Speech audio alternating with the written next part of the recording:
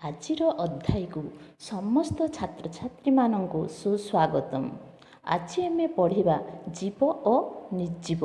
ଏହି ଅଧ୍ୟାୟରେ ଆମେ ଜାଣିବା ଜୀବମାନେ କିପରି ନିର୍ଜୀବମାନଙ୍କ ଠାରୁ ଭିନ୍ନ।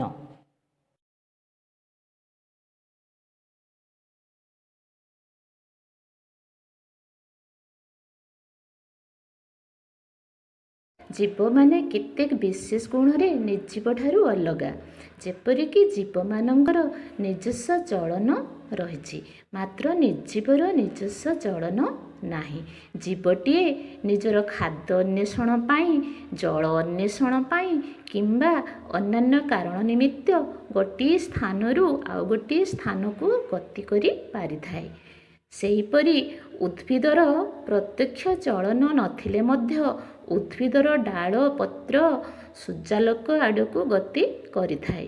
ସମସ୍ତ ଜୀବ ବଞ୍ଚି ରହିବା ପାଇଁ ଖାଦ୍ୟ ଆବଶ୍ୟକ କରନ୍ତି।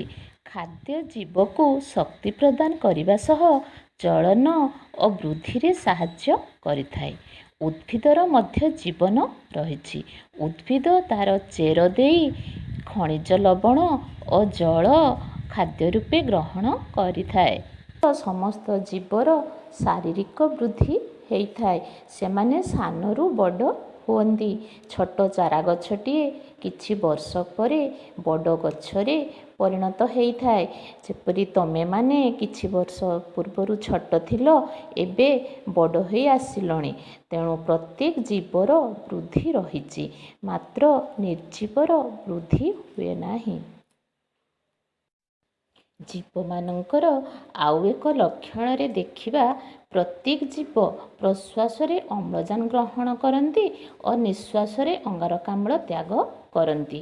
ଉଦ୍ଭିଦ ମଧ୍ୟ ଗୋଟାଏ ଜୀବ। ସିଏ ମଧ୍ୟ ପ୍ରଶ୍ୱାସରେ ଅମ୍ଳଜାନ ଗ୍ରହଣ କରେ ଓ ଅଙ୍ଗାରକାମ୍ଳ ନିଶ୍ୱାସରେ ତ୍ୟାଗ କରେ। ଉଦ୍ଭିଦ ଶ୍ୱାସକ୍ରିୟାରେ ଅମ୍ଳଜାନ ହିଁ ଗ୍ରହଣ କରିଥାଏ। କେବଳ ଖାଦ୍ୟ ପ୍ରସ୍ତୁତି ସମୟରେ ସିଏ ଅଙ୍ଗାରକାମ୍ଳ ଗ୍ରହଣ କରେ। ଆଚ୍ଛା, ଜାଣିଲ ପ୍ରତ୍ୟେକ ଜୀବ ପ୍ରଶ୍ୱାସରେ ଅମ୍ଳଜାନ ଗ୍ରହଣ କରନ୍ତି ଓ ନିଶ୍ୱାସରେ ଅଙ୍ଗାରକାମ୍ଳ ତ୍ୟାଗ କରନ୍ତି, ମାତ୍ର ନିର୍ଜୀବମାନେ ଶ୍ୱାସକ୍ରିୟା କରନ୍ତି ନାହିଁ। ସଜୀବମାନଙ୍କର ଆଉ ଏକ ଲକ୍ଷଣ ହେଲା ରେଚନ। ରେଚନ ପ୍ରକ୍ରିୟାରେ ପ୍ରାଣୀମାନେ ମଳ, ମୂତ୍ର ଓ ଝାଳ ତ୍ୟାଗ କରନ୍ତି। ଆମେ ଉଦ୍ଭିଦରେ ଦେଖିଥିବା ଅଠା, ଝୁଣା, ଲାଖ ଏସବୁ ହେଉଛି ଉଦ୍ଭିଦ ପାଇଁ ଆବର୍ଜନା ଓ ଏଗୁଡ଼ିକ ଉଦ୍ଭିଦର ରେଚିତ ଦ୍ରବ୍ୟ। ପୁଣି ଥରେ ଦେଖିବା ସଜୀବମାନଙ୍କର ଲକ୍ଷଣରେ ଆମେ ପାଇବା ଜୀବମାନେ ପାରିପାର୍ଶ୍ୱିକ ପରିବର୍ତ୍ତନରେ ପ୍ରତିକ୍ରିୟା ପ୍ରକାଶ କରନ୍ତି। ଯେପରିକି ଲାଜକୁଡ଼ି ଲତାକୁ ସ୍ପର୍ଶ କଲେ ଏହା ଝାଉଁଳି ଯାଏ। ସେହିପରି ତୁମେ ଦେଖିଥିବ ଗୋଟେ ଜିଆ ଯେତେବେଳେ ଆଗକୁ ଆଗକୁ ବଢ଼ୁଛି, ସେହି ସମୟରେ ତାର ମୁହଁ ନିକଟକୁ ଯଦି ଆମେ ଜଳନ୍ତା ଦିଆସିଲି କାଠିଟିଏ ନେବା, ତାହେଲେ ସିଏ ସାଙ୍ଗେ ସାଙ୍ଗେ ତାର ମୁଣ୍ଡଟିକୁ ପଛକୁ ବଙ୍କେଇ ଦେବ। ଏହା ହେଉଛି ଉଦ୍ଦୀପନା ପ୍ରତି ପ୍ରତିକ୍ରିୟା। ପ୍ରତ୍ୟେକ ସଜୀବ ଉଦ୍ଦୀପନା ପ୍ରତି ପ୍ରତିକ୍ରିୟା ପ୍ରକାଶ କରିଥାଏ, ମାତ୍ର ନିର୍ଜୀବମାନେ ଉଦ୍ଦୀପନା ପ୍ରତି ପ୍ରତିକ୍ରିୟା ପ୍ରକାଶ କରନ୍ତି ନାହିଁ। ସଜୀବମାନେ ବଂଶବୃଦ୍ଧି କରିଥାନ୍ତି। କୁକୁଡ଼ା ଅଣ୍ଡା ଦିଏ। ଅଣ୍ଡା ଫୁଟି ସେଥିରୁ କୁକୁଡ଼ା ଚିଆଁ ଜନ୍ମ ହୁଏ। ବିଲେଇଠାରୁ ବିଲେଇ ଛୁଆ, କୁକୁରଠାରୁ କୁକୁର ଛୁଆ ଜନ୍ମ ନିଅନ୍ତି। ଉଦ୍ଭିଦ ମଧ୍ୟ ବଂଶବୃଦ୍ଧି କରିଥାଏ। ଉଦ୍ଭିଦର ମଞ୍ଜିରୁ ନୂଆ ଗଛଟିଏ ହୋଇଥାଏ।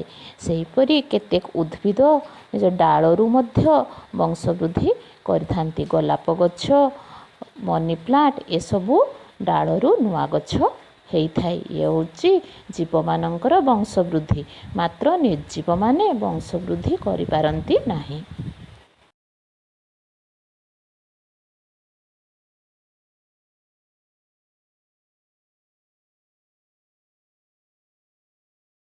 ତାହେଲେ ଆମେ ଆଜି ଜାଣିଲେ ସଜୀବ କେଉଁମାନଙ୍କୁ କହିବା ଏବଂ ନିର୍ଜୀବ କେଉଁମାନଙ୍କୁ କହିବା, ଏବଂ ସଜୀବମାନଙ୍କର ବିଶେଷ ଲକ୍ଷଣ ବିଷୟରେ ଜାଣିଲେ। ତାହେଲେ ଆଜି ପାଇଁ ଏତିକି।